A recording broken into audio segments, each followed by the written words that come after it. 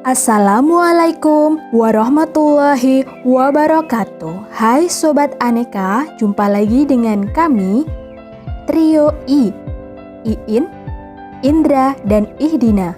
Sebelumnya, perkenankan kami memperkenalkan diri. Saya Ihdina Husnasani, peserta Latsar gelombang 2 Angkatan 8 asal instansi pemerintah Kabupaten Kulon Progo. Kemudian rekan-rekan saya dalam video ini yaitu Mbak Iin dan Mas Indra, silahkan memperkenalkan diri. Halo teman-teman, perkenalkan nama saya Iin Natiroh, peserta Latsar dari pemerintah Kabupaten Jepara. Perkenalkan, nama saya Indra Hermawan dari pemerintah Kabupaten Kulon Progo.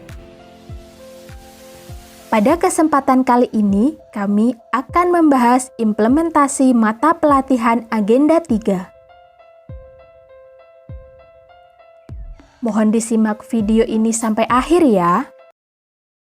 Mata pelatihan Agenda 3, pelatihan dasar CPNS berisi 3 materi pokok, yaitu Manajemen ASN, Pelayanan Publik, dan Whole of Government.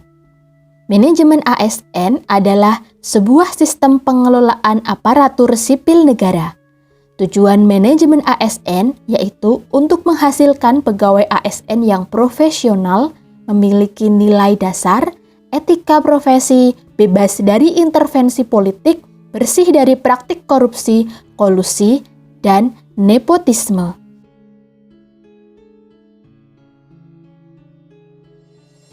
Manajemen ASN lebih menekankan kepada pengaturan profesi pegawai sehingga diharapkan akan tersedia sumber daya ASN yang unggul dan selaras dengan perkembangan zaman yang mengerti tupoksi dari bidang kerjanya dan dapat memberikan pelayanan yang baik bagi masyarakat.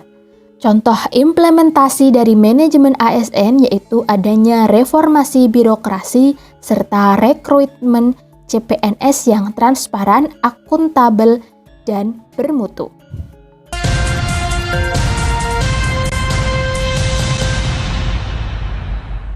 Bahwa pegawai, khususnya pegawai negeri, harapannya di masa mendatang adalah orang-orang atau SDM-SDM yang memiliki kapasitas sehingga mampu menjawab tantangan. Dan di sisi lain, kita tentu tahu bahwa salah satu pilar ekonomi kita adalah kemampuan kita menyerap APBN secara baik karena APBN kita sekarang begitu besar. Nah, pegawai-pegawai yang tangguh, yang mampu menjawab tantangan ini kan jadi visi kita. Saya minta diceritakan Pak, apa yang sedang dan sudah dilakukan oleh BKN ini Pak? Jadi, pegawai negeri ini memang benar harus memiliki kompetensi yang memadai. Kita membangun suatu sistem kompetisi yang adil dan sehat untuk memasuki atau menjadi seorang calon pegawai negeri sipil. Jadi tidak peduli dia anak siapa, tidak peduli dari golongan sosial atau strata ekonomi yang seperti apa. Kalau dia terbaik, maka dia bisa secara adil bertanding, berkompetisi untuk menjadi calon pegawai negeri sipil. Ya. Tapi itu saja tentu tidak cukup.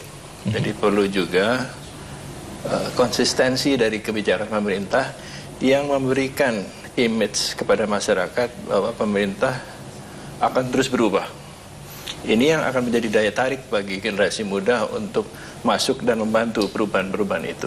Jadi ada 2 hal. Yang pertama adalah sistem rekrutmen yang baik untuk menjamin bahwa yang terbaiklah yang bisa masuk. Talent management ya Pak?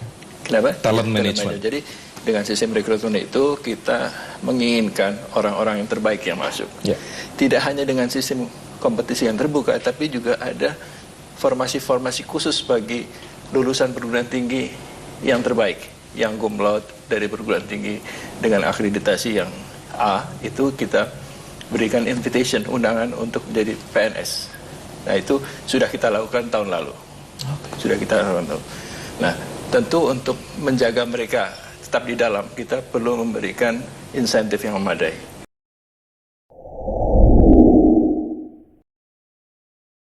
Pelayanan publik. Pelayanan publik adalah kegiatan pemberian layanan yang prima yang diberikan kepada masyarakat, baik berupa barang, jasa, maupun administratif untuk pemenuhan kebutuhan masyarakat. Nah, kewajiban kita sebagai pelayan publik adalah memberikan layanan dengan seoptimal mungkin, dengan cepat, tanggap, ramah, dan responsif. Tujuan utama dari pelayanan publik adalah untuk memenuhi kebutuhan dasar dan kesejahteraan masyarakat. Ada 3 unsur penting dalam pelayanan publik. 1. Organisasi penyelenggara pelayanan publik. 2. Penerima layanan atau masyarakat. 3. Kepuasan yang diberikan atau diterima oleh masyarakat. Nah, berikut ini adalah contoh implementasi dari pelayanan publik. Simak baik-baik ya.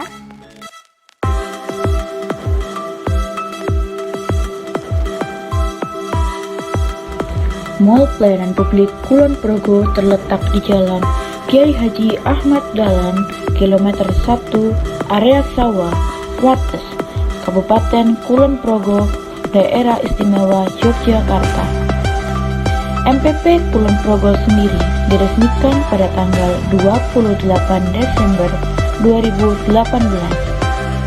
Hingga saat ini, Mall Pelayanan Publik Kulon Progo telah memiliki 19 booth layanan. MPP Kulon Progo sendiri menerapkan pelayanan terpadu satu atap atau yang biasa kita sebut dengan PTSA, yakni adalah pola pelayanan terpadu yang diselenggarakan dalam satu tempat yang meliputi berbagai jenis pelayanan yang tidak mempunyai keterkaitan proses dan dilayani melalui beberapa pintu. Ada banyak pasien, ada BPJS, ada pemandangan PMK, pemandangan mesin. Penyelenggaraan MPP merupakan suatu inovasi pelayanan publik di pusat maupun daerah yang diamanatkan dalam Peraturan Menteri Pendayagunaan Aparatur Negara dan Reformasi Birokrasi Nomor 23 Tahun 2017 tentang penyelenggaraan mall pelayanan publik. Tujuan diselenggarakannya MPP, khususnya di Kabupaten Kulon Progo, adalah meningkatkan integritas pelayanan publik dan memberikan kemudahan berusaha. Dalam hal ini, ruang lingkup MPP meliputi seluruh pelayanan perizinan dan non-perizinan yang menjadi kewenangan pemerintah pusat dan daerah, serta pelayanan BUMN, BUMD, ataupun swasta. Mall Pelayanan Publik Kulon Progo memiliki berbagai sarana dan fasilitas yang dapat digunakan oleh masyarakat ketika berkunjung di MPP untuk mendapatkan pelayanan. Sarana dan fasilitas tersebut meliputi ruang tunggu layanan, ruang laktasi, ruang baby care, toilet, perpustakaan, wifi, area bermain anak, area parkir, area kantin, musola, dan toko alat tulis dan fotokopi.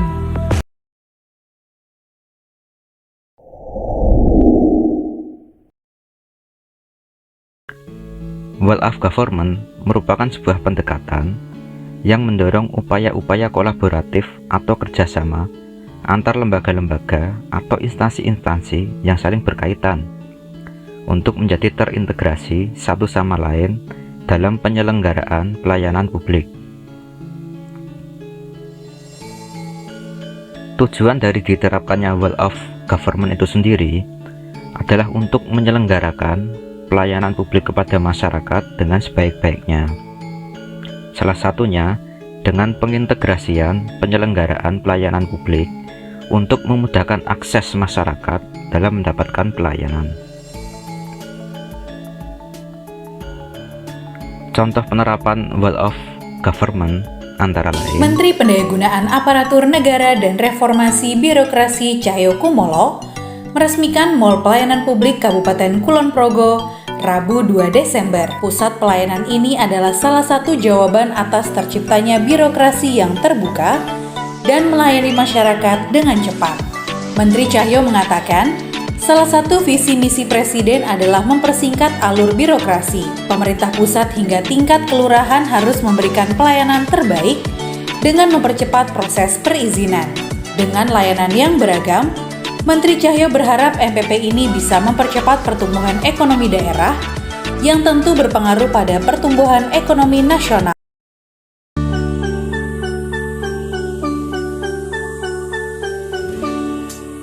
Kulon Progo, kota kecil yang menawan, begitu indah mempesona, setiap pemandangan dan alamnya. Pantai Lega, Pantai Congok, Google dan Trisik, Waduk Sermogo, Akis Kendal, ada juga Puncak Suralaya. Aku cinta, aku bangga, di sini ku terlahir dan tumbuh jadi dewasa. Takkan ku lupa, dimanapun ku berada. Aku cinta, aku bangga, Kulon Progo.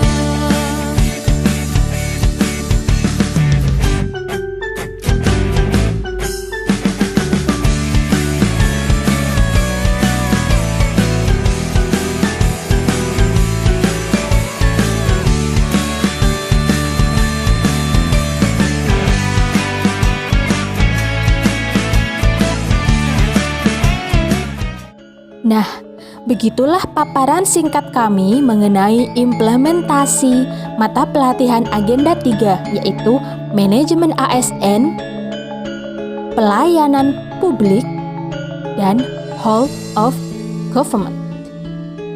Semoga kami sebagai ASN muda dapat menerapkan nilai-nilai dasar PNS serta melakukan tugas kami sebagai pelayan publik dengan sebaik-baiknya. Sampai jumpa di video selanjutnya. Semoga video kali ini bermanfaat. Wassalamualaikum warahmatullahi wabarakatuh.